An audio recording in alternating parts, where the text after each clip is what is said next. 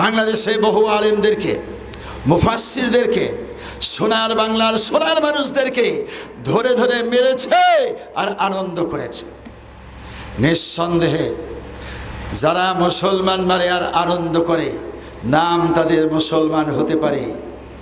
Abu Jahl, Abu Lahab, Utba, Saiba, Rabia, সীমারের চেয়েও নিকৃষ্ট বেঈমান তারা। ওয়ালা যিকরুল্লাহি আকবার। সম্মানিত বন্ধুগণ, আল্লাহ রাব্বুল আলামিন আমাদের জন্য পুরস্কার রাখবেন কখন?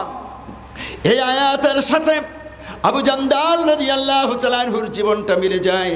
জান্দাল যখন ইসলাম কবুল করলেন, কাফের মুশরিক বেঈমানরা হাত বেঁধে ফেলেছে, পা বেঁধে ফেলেছে, জমিনের মধ্যে শোয়াই দিয়েছে, বুকের মধ্যে পাথর চাপা দিয়েছে।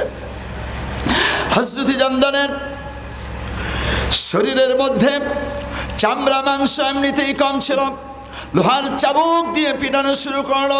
পিটায় পিটায় শরীরের চামড়া চলে যায়, মাংস চলে যায়, রক্ত ঝরে যায়। ওরা একটি পর্যায়ে মনে করেছে জান্দাল রাদিয়াল্লাহু তাআলা আনহু মরে গিয়েছে। তাকে রশি ধরে টেনে টেনে একটি পরিত্যক্ত কূপের ভিতরে ফেলে দিল। শুকনো কূপে ফেলে দেওয়ার পূর্বে ওরা মনে করেছিল মরে গিয়েছে। ওখান থেকে একটু দূরে যে তারা আনন্দ করেছে, উল্লাস করেছে। আমার বন্ধুগণ, সেই যুগে মুসলমানকে মারে নাই, বরং কাফেরেরা মুসলমান মেরে আনন্দ করেছে।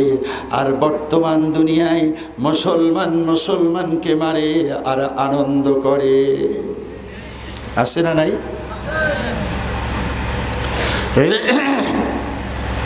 28 অক্টোবর মুসলমানকে মেরেছে।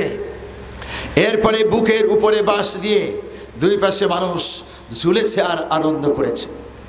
বিভিন্ন সময় গুলি করেছে, আনন্দ করেছে, জুলুম করেছে, আনন্দ করেছে। বাংলাদেশে বহু আলেমদেরকে, মুফাসসিরদেরকে, সোনার বাংলার সোনার মানুষদেরকে ধরে ধরে মেরেছে আর আনন্দ করেছে।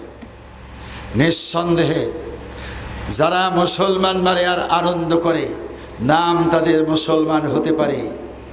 আবু জেহেল, আবু লাহাব, উতবা, সাইবা, রবিয়া, সীমারের চেয়েও নিকৃষ্ট বেঈমান তারা।